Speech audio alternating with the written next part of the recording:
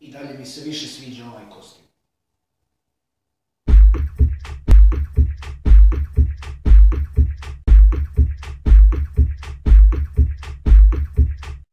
Dobrodošli na kanal Što treba videos, moj ime je Marko Jakić i moram da se presvučem, ovo je mnogo neudobno. Tako.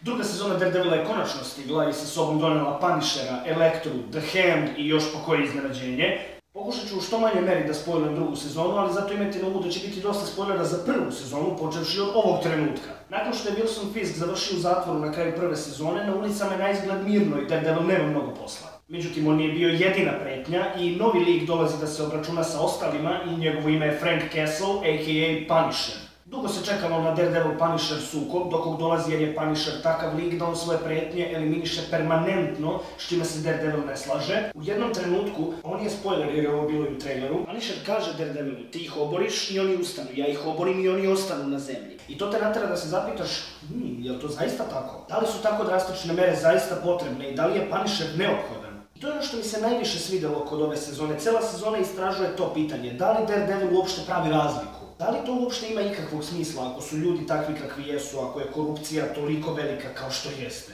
Sa druge strane, trebate da razmisliš o tome da li je Punisher neko ko zapravo treba da odlučuje o tome ko će živeti, a ko zaslužuje smrtnu kaznu. I da li uopšte iko zaslužuje smrtnu kaznu? Da li iko uopšte ima prava da odlučuje o tome? Slično prvoj sezoni, druga sezona se takođe bavi modernim problemima i moralnim dilemama i u tome je jako uspešna. Sukob između Punishera i Daredevila nije jedina tema ove sezone i taman kad se odlučite koji od njih je u pravu, taman kad odaberete stranu, pojavi se Elektra i sve ispočetka. Elektra Nachios je bivša devojka Matt Murdocka za koju smo saznali još u prvoj sezoni i tu se priča dodatno komplikuje. I to je, ja mislim, najveći problem ove sezone, previše zapleta. 12 sati materijala nije malo, ali po meni je premalo da se na pravi način ispriča toliko stvari. Da budem iskren, negde oko 10. epizode sam se već pomalo zbunio u pokušajima da shvatim od koga sad preti najveća opasnost. I moram da napomenem još jednu stvar koja je različita u odnosu na prvu sezonu, nedostatak glavnog negativca, jakog glavnog negativca kao što je bio Wilson Fisk. U prvoj sezoni je već u prvih nekoliko epizoda bilo jasno da će on biti glavni negativac, a ovde na kraju svake epizode se pojavi neko novi. I ono što moram da priznam to je da ja i dalje nisam siguran ko je bio glavni negativac ovde. Nakon toga što je one take scena borbe u hodniku iz prve sezone dobila toliko pozitivnih kritika i toliko pažnje, očekivano je bilo da vidimo nešto slično i u ovoj sezoni i dobili smo scenu koju ćemo zvati Hallway 2.0, koja je kompleksnija, koja je bolje snimljena, kadrovi su bolji, ali nekako u prvoj sam se osjećao da je u većoj opasnosti, on dobio više batina i samo zbog toga je scena iz prve sezone ostavila bolji utisak na mene.